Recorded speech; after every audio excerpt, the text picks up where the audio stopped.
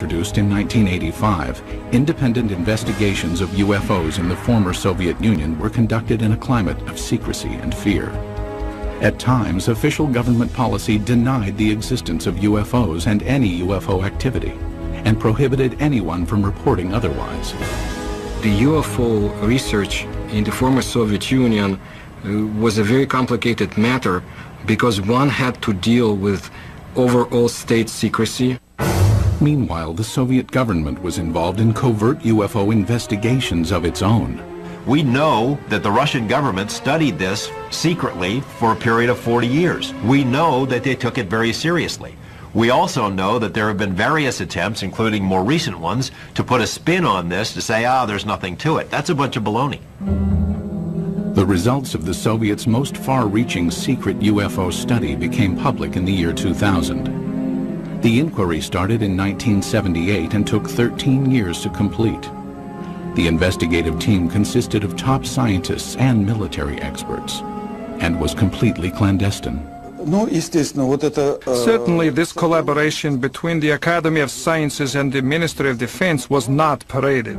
I mean, formally, these studies were closed. Classified organizations took part in these studies. This research should have a secret character.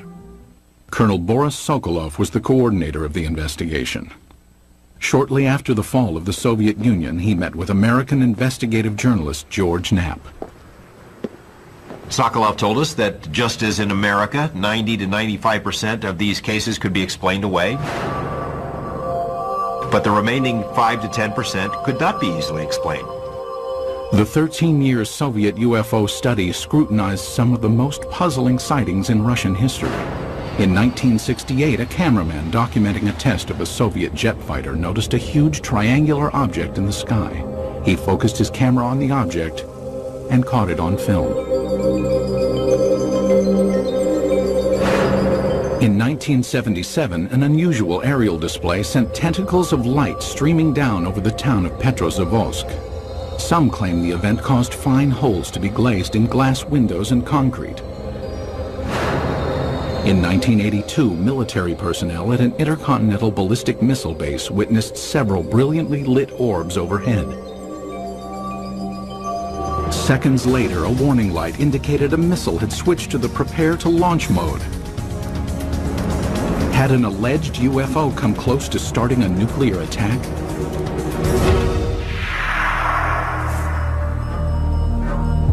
UFO sightings over Russia are not limited to the recent past. Reports of peculiar-looking airborne objects date back centuries. However, no formal investigations were undertaken until the early 20th century, when an event of epic proportions demanded analysis. Tunguska, July 30th, 1908. In a remote area of Siberia, the morning calm was rocked by an explosion. The powerful blast was heard 1,000 miles away.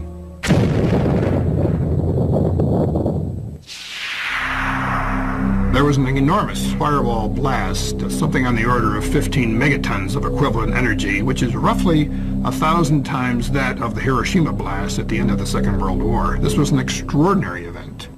Because of the remoteness of the Tunguska region, it was almost 20 years before any government researchers visited the site.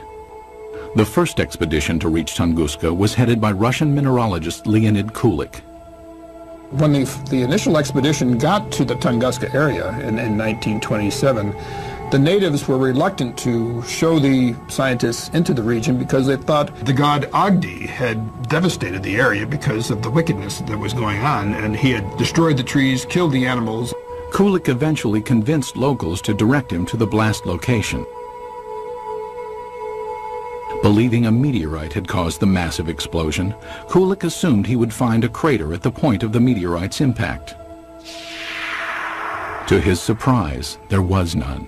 He looked for meteorite samples on the ground because often when an object hits the Earth, it throws up debris, and the debris is recoverable around the edges of the crater. But of course he didn't find that either. What Kulik discovered has stirred UFO debate for decades. At the blast's epicenter was a frozen swamp with an untouched clump of fully grown trees in the middle.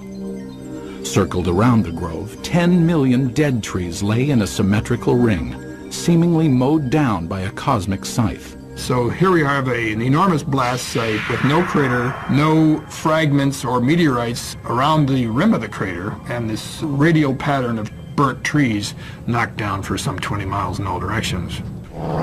In the years that followed, others traveled to Tunguska to study the unusual occurrence. There might have been fruits obtained by labors of another expedition sent by the head of the Soviet secret police in the late 1940s. But all we know is that such expedition existed. We do not know what has happened to the items and the information it collected. Further baffling ufologists were reports of radiation damage in the Tunguska blast region. There were also some reports of mutations taking place in plant life, and even some humans apparently suffered some gene damage. In 1947, Russian Army Colonel Alexander Kazantsev developed a remarkable theory based on information about the devastating consequences of America's atomic bomb attacks on Japan. He was listening to the report about the nuclear bombardment. The announcer gave a very long and very detailed description of how and in which direction trees, houses had fallen, and so on, how everything was hit. He realized that what had happened in Hiroshima, exactly the same happened at Tunguska, only nearly half a century ago. Kazantsev hypothesized that the nuclear-like devastation seen at Tunguska must have been caused by the crash of a nuclear-powered alien spacecraft. But the scientific community rebuffs the UFO theory. Scientists claim the Tunguska explosion was caused by a rare but explainable natural event. They believe an asteroid dropped to just 3 miles above the Earth's surface and then exploded. As the object came in, it was being decelerated and squeezed by atmospheric forces. It blew up with the force of a hydrogen bomb. The shock wave smashed down the forest, knocking trees away from the blast and resulting in a pattern away from ground zero. But how would an asteroid explosion explain the reports of radiation damage in the Tunguska area? Scientists say it can be attributed to the sheer magnitude of the explosion. As we mentioned before, the blast itself was 1,000 times greater than the Hiroshima blast at the end of World War II. The blast would have generated a series of very high-speed charged particles and would have been the cause of some of the mutations in the gene structures of plants and animals.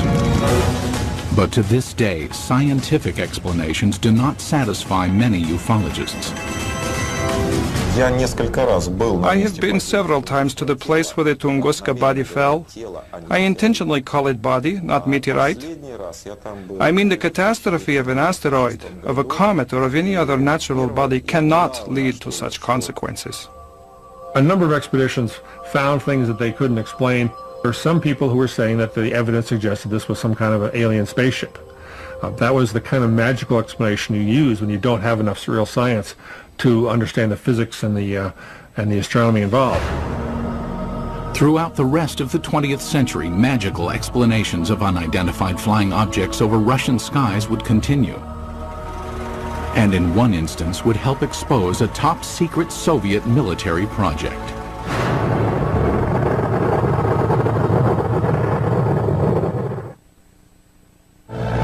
It was 1948. World War II was over, but the Cold War was just beginning. Soviet leader Joseph Stalin had initiated the Berlin blockade and directed his scientists to develop a nuclear weapon to rival that of the United States. It was during this period that some claim Stalin grew concerned about UFOs. It is said his interest stemmed from reports of a 1947 UFO incident in Roswell, New Mexico. New Mexico in 1947 would have been a hotbed of Soviet espionage because we had all kinds of stuff there. The 509th Bomber Wing, the only atomic bomber wing group. Purportedly, Stalin ordered Sergei Korolev, the founder of the Russian space program, to analyze information about the supposed Roswell crash and report his findings. Mr. Korolev came up with an answer. Yes, UFOs exist. No, they present no immediate threat. And after evaluating the information, all that the Russians had acquired on Roswell and on UFOs, Korolev concluded UFOs are real. They appear to be intelligently controlled. That's what he told Stalin, and Stalin in turn said, that's what my other people have concluded as well.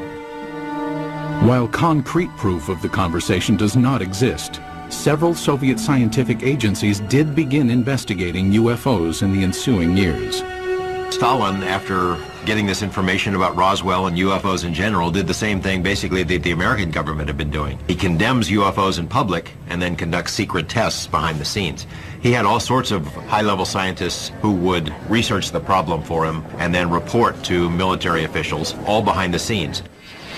Also hidden from public view were UFO reports culled from Soviet Air Force pilots. Between the mid-1950s and mid-1960s, pilots reported approximately 15,000 UFO sightings.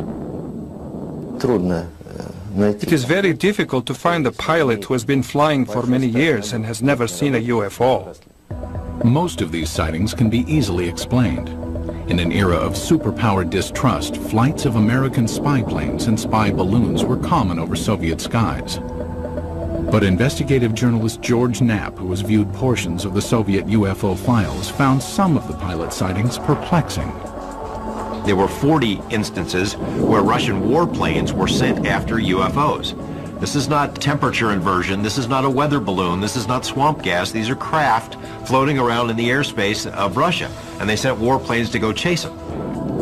While pilots continued to report strange objects in the sky, none could offer tangible evidence to support their claims. But in 1968, over the skies of Riga, Latvia, an alleged UFO sighting was caught on film. As a Soviet propaganda film crew documented a test flight of a fighter interceptor jet, the pilot noticed an unusual object high in the sky.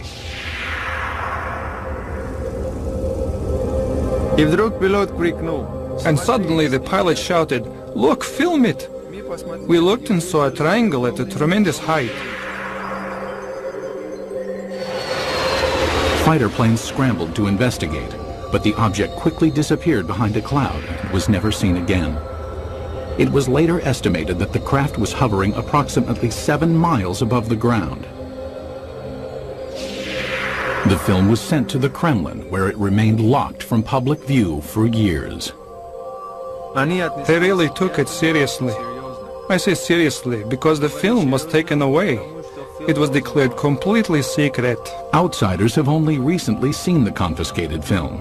While some maintain the film is conclusive evidence of a UFO, skeptics argue the vehicle was most likely a French-made high-altitude research balloon. As secrecy enveloped all government discussions of UFO issues, an underground army of Soviet ufologists began to form in the USSR. They kept their studies concealed. Russians who study UFOs in this period report that they had a very serious feeling of threat from the Soviet government, that they were doing something which the Soviet government disapproved of. The leader of civilian UFO research was Felix Ziegel, the man considered the father of Soviet ufology. Felix Ziegel was a Soviet scientist. He was a doctor of mathematics and astronomy at the Moscow Aviation Institute. He made it his job to find out why are the strange objects or in the skies of his country. Ziegel challenged the Soviet system by conducting paranormal lectures, organizing independent UFO investigations, and urging Soviet citizens to report any and all sightings. His efforts were not without risk. We cannot say, of course, that people would be put in jail for it, but still Ziegel suffered. He was harassed both in his place of work, at the Institute of Aviation, and he was harassed by the state government authorities. Ziegel and his investigators spread information about UFO sightings through an underground press network. Samizdat, private publications used to disseminate information, were strictly forbidden by the Kremlin. In his time, brochures were printed in a samizdat way. They were collections of observations and letters, typed in 5 to 10 copies. All materials were typed with the use of carbon paper.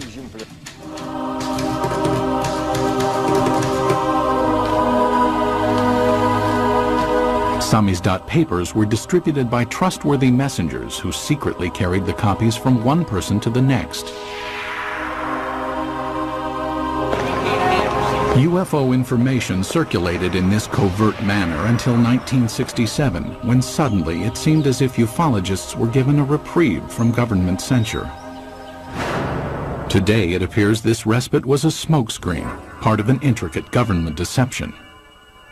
The complex ruse began in 1967 when citizens reported multiple sightings of crescent-shaped UFOs over the skies of the Ukraine and the lower Volga Valley. It was also seen as far south as the Caucasus Mountains, where many astronomers in observatories in the Caucasus Mountains would see these objects flying horizontally from west to east, crescent-shaped, heading toward the east. For reasons unknown at the time, the government allowed press coverage and independent study of the sightings. Felix Ziegel was granted permission to form a government-sanctioned investigative committee made up of over 200 scientific and military experts. In October 1967, they convened at the Central House of Aviation and Cosmonautics in Moscow. Their goal? Determine the cause of the mass sightings. On television and in newspapers, Ziegel's committee appealed to Soviet citizens to report information on UFOs. For the first time in Soviet history, UFOs seemed to be an open topic. It was like a breath of fresh air. Freedom of discussion about a forbidden subject was permitted to the Soviet citizens, and this was something unheard of. And alas, it did not last long. Within a few months of Ziegel's televised appeal, the steel jaws of Soviet censorship clamped down. Reporting of UFOs was once again off limits. The subject was dropped from the controlled media, and Ziegel's committee was ordered to disband. The committee was to encourage people to report. As soon as the reports began to gather, somebody in Moscow quashed the activity, canceled the committee, canceled publication of further works, and put a lid on it. Cries of a Kremlin whitewash were immediately sounded. Why the cover-up takes place, I don't know. Is there a cover-up? There's no question about it. But what they were covering up is the question. UFO buffs believe they were covering up alien visitations. I think the evidence is clear they were covering up descriptions of their own secret military aircraft and missile activities and satellite activities. Scientist and NASA consultant James Oberg came to this conclusion in 1977 after studying Soviet space vehicle launch patterns and comparing them to the dates of the 1967 sightings. He deduced that the crescent-shaped objects witnessed in the sky were not alien in nature, but could be attributed to secret tests of a new Soviet missile warhead.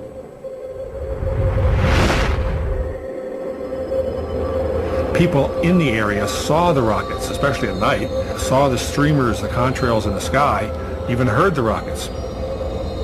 They were told by the government that there was nothing there, that it was not anything ours. It became a UFO phenomenon.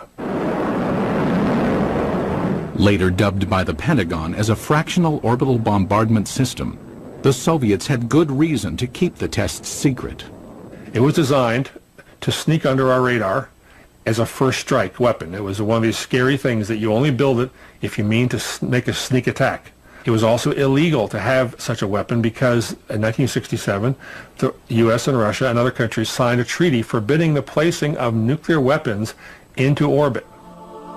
But why, after crushing public dissemination of UFO information for years, did the government briefly loosen its restrictions in 1967? It appears now to have been a deliberate ploy to fool its citizens and the international community about the true nature of the sightings. The Soviet government did not want the public to understand what was going on. They didn't want the Americans to know, for example, what was going on. It was a useful camouflage. It diverted people's attention. Because it was a UFO, Western journalists would laugh rather than investigate it. The cover-up by the Soviet government is in letting people think they're flying saucers. The strategy backfired when the extensive UFO data collected by Felix Ziegel's committee was published in magazines. The Soviet government realized what these reports really were. their military secrets. Not described accurately, but accurately enough to be of use to the CIA if they ever caught on. The government said, "Oh my gosh," and other things in Russian, and said no more UFO reports get published in the Soviet Union. For 10 years, public discussion of UFOs was effectively brought to a halt. But that would change in 1977 with the appearance of a strange-looking object over Soviet skies, witnessed by thousands of astonished citizens. September 20th, 1977.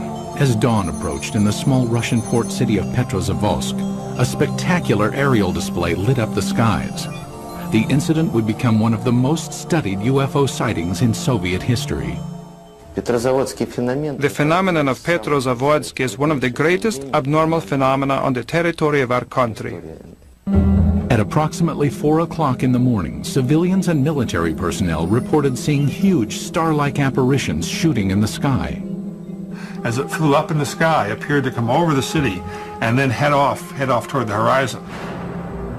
People who were out in the streets of the town saw this blazing jellyfish streaming tentacles down from the saucer-shaped bright core. The impressive display lasted approximately 10 minutes. Witnesses claimed that a host of strange occurrences on the ground accompanied the sighting. They reported all sorts of phenomena. They smelled ozone, computers were crashing, drivers lost control of their vehicles and went into ditches. Perhaps the phenomenon most difficult to explain was the appearance of finely glazed holes in glass windows and rocks around the city. There is no explanation for this fact, but the connection is direct by the time parameters. There had been no holes before the event, and then they appeared. Witnessed by thousands, the aerial display above Petrozavodsk was impossible to refute. While the sighting remained a mystery to Soviet citizens, NASA consultant James Oberg quickly discovered its origins. Because of my connection with the space program and my knowledge of satellites and rockets, I was able to find out within a matter of hours. There was a rocket launching that morning from a secret space center north of Moscow at precisely the time people were seeing this UFO. The jellyfish-like display was triggered by the launch of the Cosmos 955 spy satellite. As the rocket engine contrails were backlit by the rising morning sun, it produced the tentacle effect observed by witnesses. So this what they call basically the smoking gun of Soviet ufology. They call it a Medusa, or jellyfish UFO, because it was streamers of light coming down from the streamers in the rocket engines of the rocket, as it turned out. As with previous mass sightings, the government had ample reason to keep the truth hidden from Soviet citizens. The satellite was launched from a secret military space center called Plesetsk, one of several undisclosed missile bases scattered throughout the Soviet Union. Most ufologists accept the satellite launch as the cause of the aerial display. But many argue it does not fully clarify the mystery. How shall we explain the appearance of some beams that burnt the glass? When the pieces of the glass were analyzed at the Institute of Metrology in Moscow, they concluded that these holes resulted from badly glazed window glass. That is, a purely technical defect took place. I do not believe that the launch of a secret military satellite would explain the holes that were made in the glass.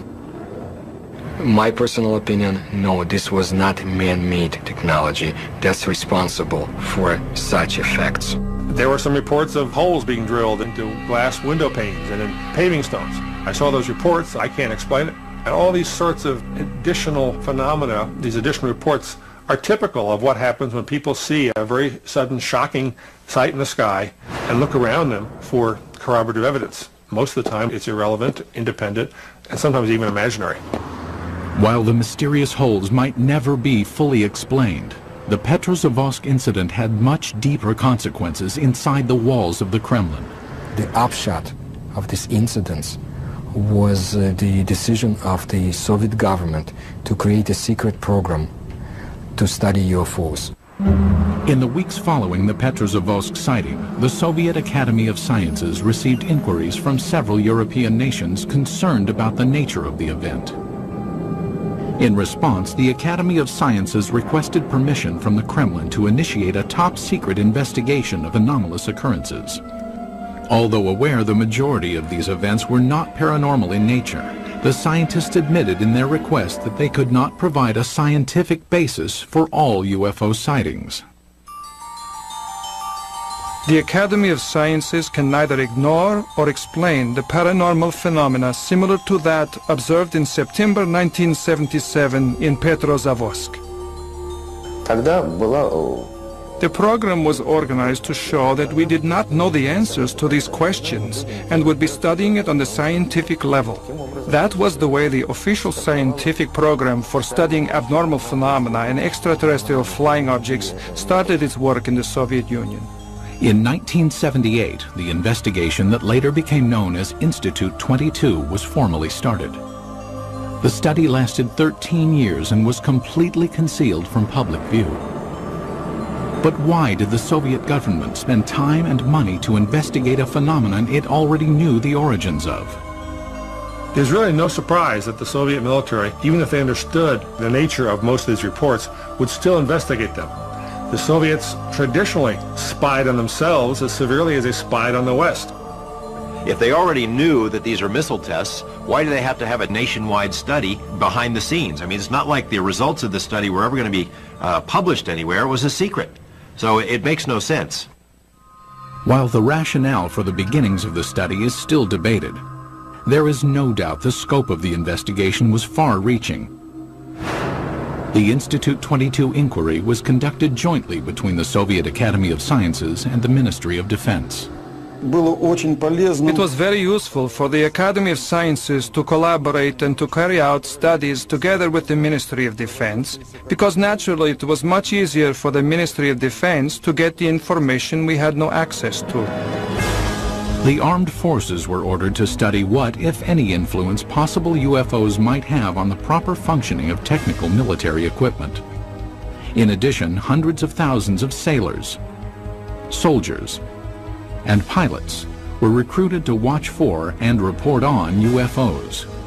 No one was told why the reports were being taken. The Ministry of Defense has an enormous observance potential. First, military units are located all over the country. Second, unlike civil organizations, an order from the Minister of Defense is sufficient for making a potential viewer of each military man, and this was done. Every single unit in the vast Soviet military empire had to comply with this study. That is, any UFO, any anomalous object, any ball of light, any strange thing in the sky whatsoever had to be fully investigated. Scientists were directed to investigate the physical nature of alleged paranormal phenomena. The data collected by the military and scientists was analyzed in a lab located in a nondescript building in a suburb of Moscow. The personnel of the laboratory were not numerous, not more than 10 people, and this number was never exceeded. But the specialists from almost all the scientific areas worked there, from a physician to specialists in radioelectronics, meteorology, and astrogeophysics. Practically all the specialists were represented there. It was done in order to study all possible aspects of UFOs.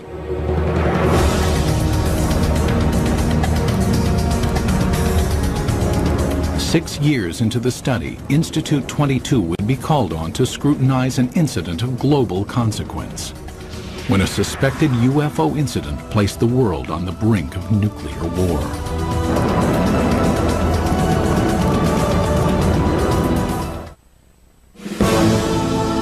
The early 1980s were a time of tense relations between the Soviet Union and the West.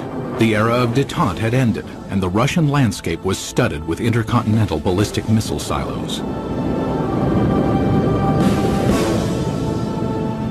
Each contained nuclear weapons aimed westward. It was at one of these silos that a reported UFO incident caused a nuclear scare. Today, this ICBM silo in the Ukraine is deserted, dismantled in compliance with a nuclear arms reduction treaty between the U.S. and USSR. But at this silo in 1982, something went terribly wrong.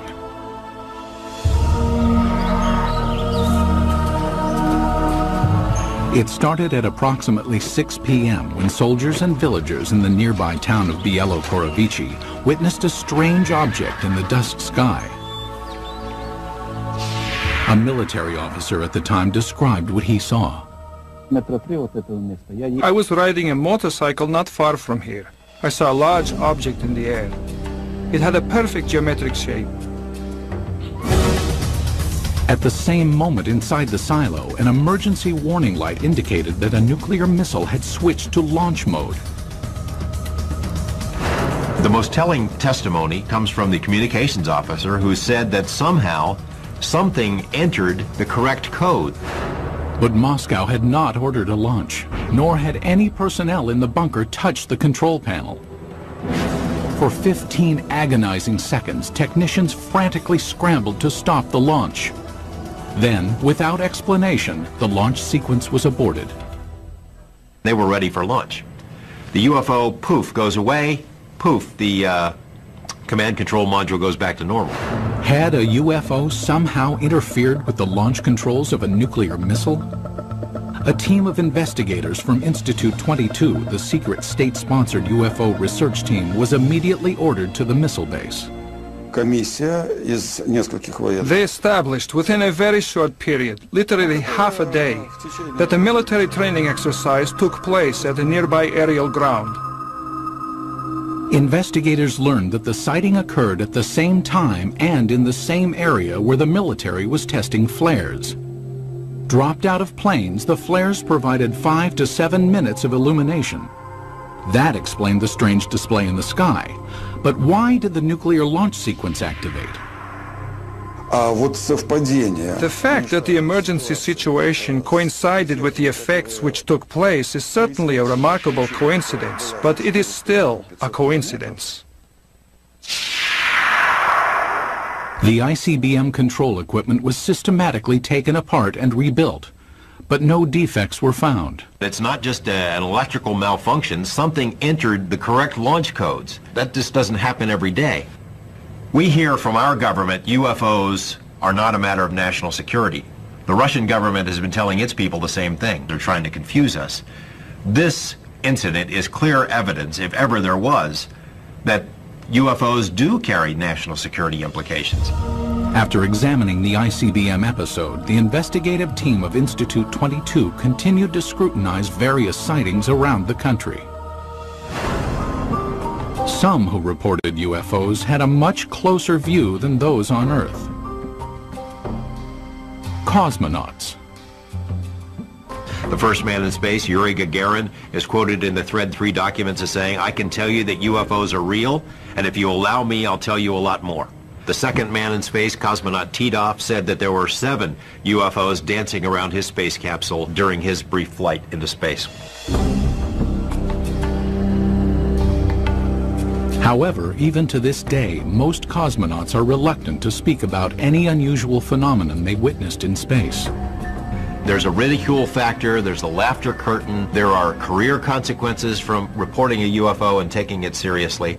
But in this rare interview obtained by the History Channel, 2 cosmonauts spoke of unusual objects they encountered in space. Many cosmonauts have seen phenomena which are far beyond the experiences of Earthmen. For 10 years, I never spoke of such things. Former Commander Vladimir Kovalyonik of the Salyut 6 space station revealed that on May 5, 1981, he observed an unrecognizable illuminated entity outside the porthole of his craft. The object had an elliptical shape and flew with us. It only flew straight, but then a kind of explosion happened. It produced a golden light, very beautiful to watch. A second explosion followed, and 2 spheres appeared. As we entered the darkness of Earth's shadow, I could no longer see them.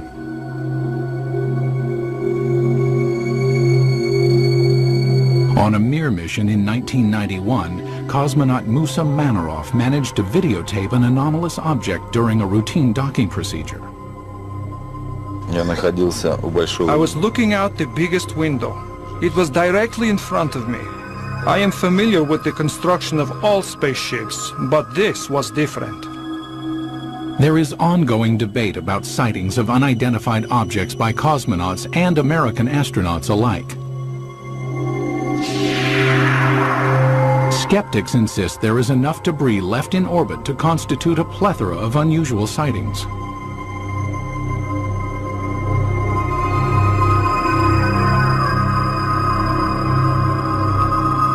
As cosmonauts traveled amidst the stars, the 1990s saw major changes take place on Soviet soil.